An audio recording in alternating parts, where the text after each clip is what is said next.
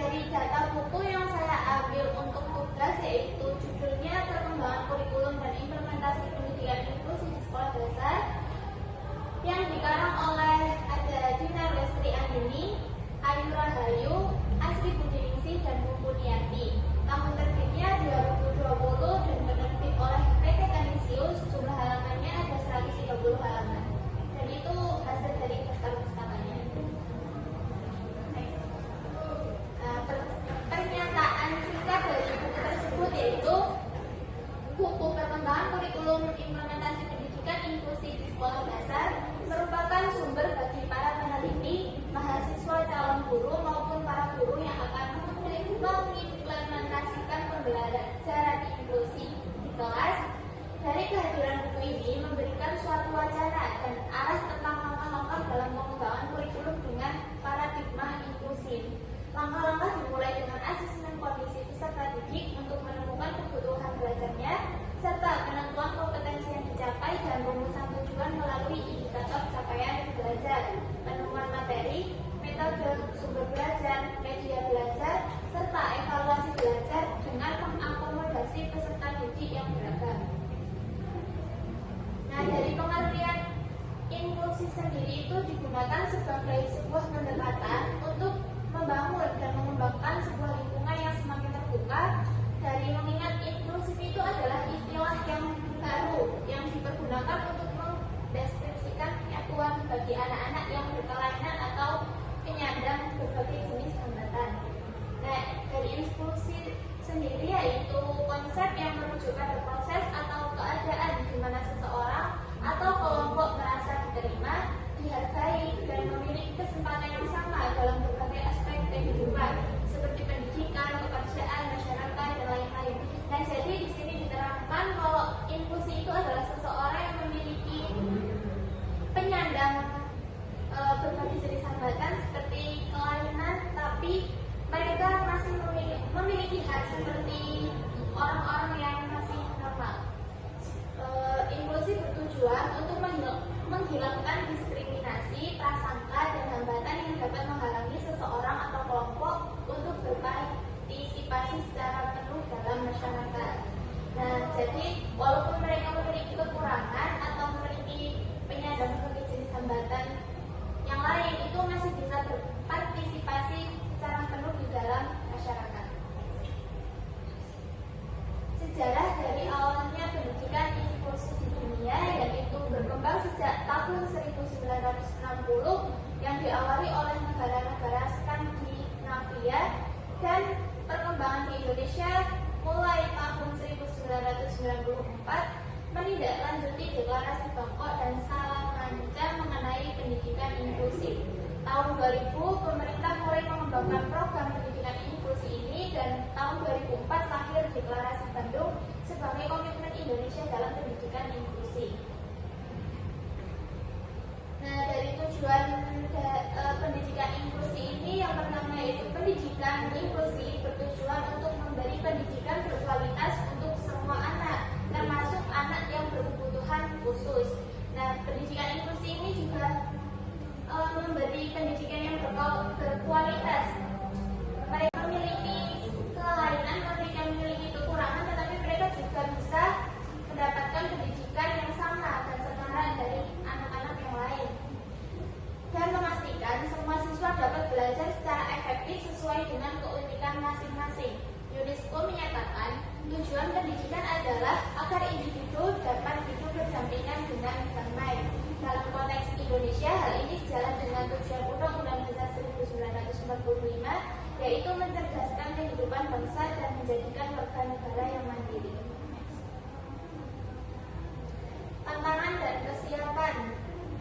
Guru menghadapi siswa dengan karakteristik yang beragam, dibutuhkan pendekatan pembelajaran akomodatif dan aksesibel bagi semua siswa. Jadi setiap siswa itu memiliki perbedaan sendiri-sendiri. Jadi guru harus bisa memahami karakteristik dari masing-masing siswa tersebut.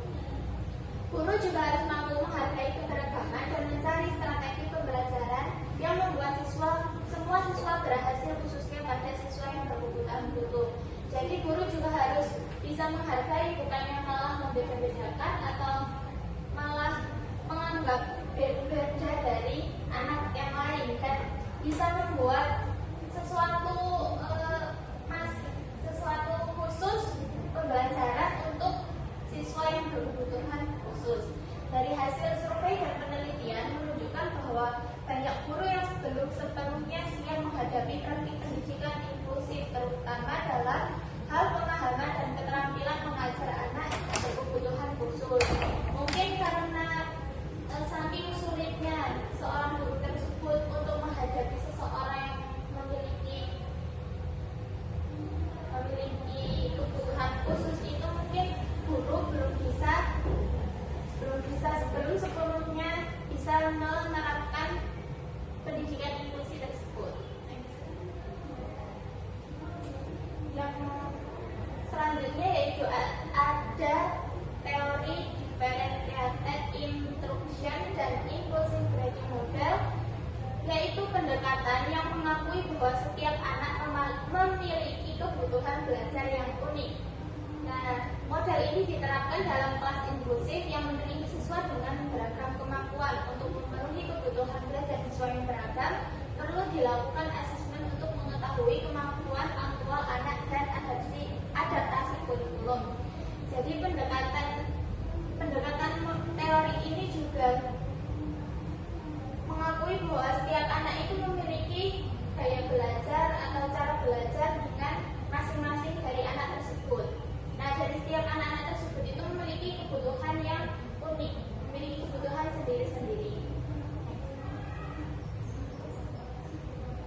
Selanjutnya adalah landasan teori, yaitu ada dua tokoh. Yang pertama ada Piaget. Nah, pada Piaget ini fokus pada tahapan perkembangan intelektual anak secara individual tanpa mempertimbangkan konteks sosial dan menekankan tahapan perkembangan intelektual anak secara individual.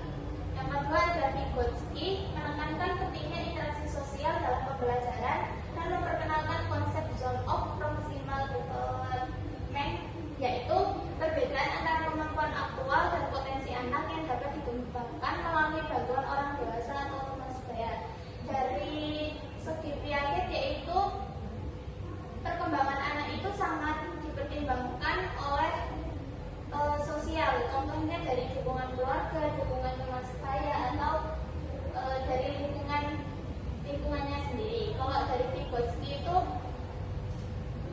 mungkin belum penting dalam interaksi sosial. Mungkin dari segi Vygotsky itu perkembangan anak tidak sepenuhnya dipengaruhi oleh lingkungan atau sosial dari anak tersebut. Modifikasi dan akomodasi kurikulum. Yang pertama ada kelebihan. Yang kelebihan ada fokus pada pendidikan inklusi yang merupakan topik relevan dan penting dalam dunia pendidikan modern. Yang kedua, teorinya jelas dengan adanya penjelasan dari dua tokoh tadi, yaitu Piaget dan Vygotsky, yang memberikan landasan filosofi yang kuat untuk pemahaman tentang perkembangan anak dan pentingnya interaksi sosial dalam belajar. Yang ketiga, panduannya praktis dan penjelasan yang detail. Buku ini tidak hanya membahas materi, tetapi menjelaskan langkah-langkah serta prosedur yang konkret serta disampaikan secara rinci. Dari kekurangan tersebut, yang pertama ada potensi revidis dan pengulangan karena ringkasan diambil dari berbeda bab yang berbeda. Yang kedua yaitu kurangnya contoh kasus yang kurang lengkap. Nah, terakhir ada desain pembelajaran dan evaluasi pembelajaran. Dalam merencanakan kegiatan belajar mengajar untuk inklusi ada hal-hal yang perlu diterapkan. Nah, dari buku tersebut juga memiliki kelebihan. Yang pertama menjelaskan tentang desain pembelajaran dan evaluasi pembelajaran. Yang pertama yaitu merencanakan kegiatan belajar mengajar, melaksanakan kegiatan belajar mengajar, dan melaksanakan evaluasi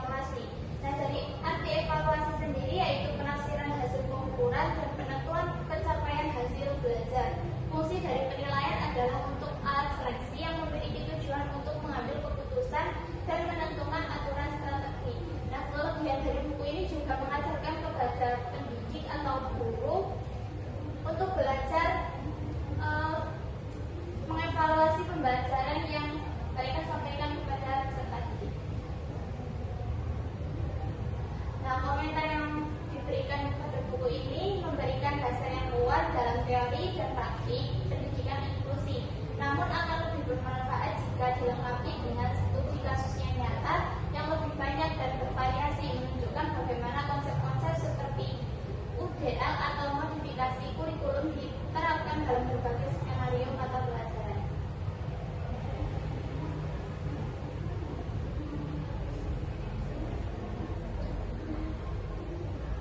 Cukup sekian materi yang saya sampaikan. Apakah ada yang mau ditanyakan?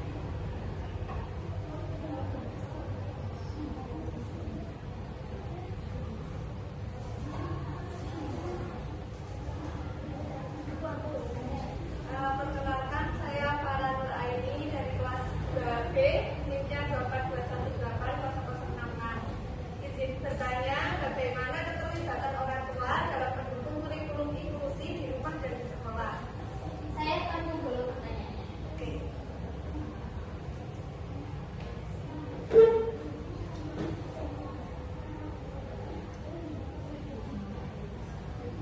Ada lagi?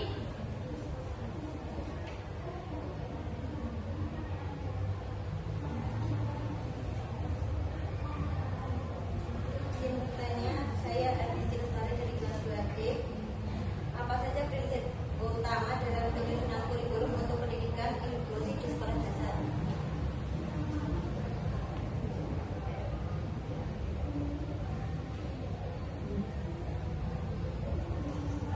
Izin bertanya, perkenalkan nama saya Novina Rahmatullahi dari kelas 2D. Bagaimana media dan metode pembelajaran disesuaikan dalam kurikulum inklusi?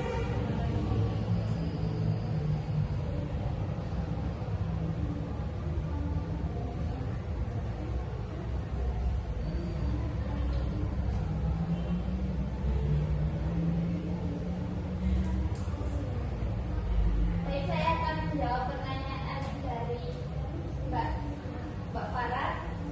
Bagaimana keterlibatan orang tua dalam mendukung kurikulum ini?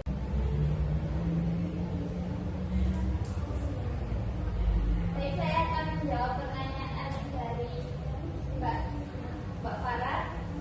Bagaimana keterlibatan orang tua dalam mendukung kurikulum inklusi di rumah dan di sekolah?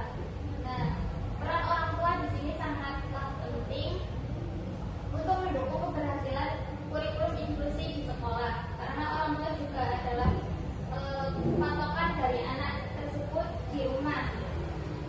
Contohnya kalau di rumah itu yang pertama melanjutkan pembelajaran dari sekolah. Contohnya ketika anak tersebut sudah mendapatkan pembelajaran di sekolah, lebih baiknya kita mendampingi di rumah untuk mengulangi materi dan apa yang didapatkan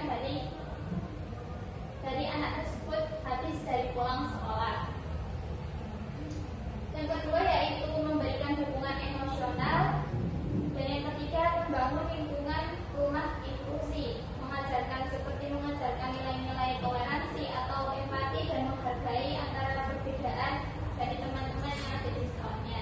Nah, untuk di sekolah sendiri yaitu berkolaborasi dengan guru yang ada di sekolah, dengan pihak yang ada di sekolah, dan memberikan informasi penting ketika sekolah membutuhkan informasi tentang anak tersebut, tentang anaknya itu diberikan informasi yang baik,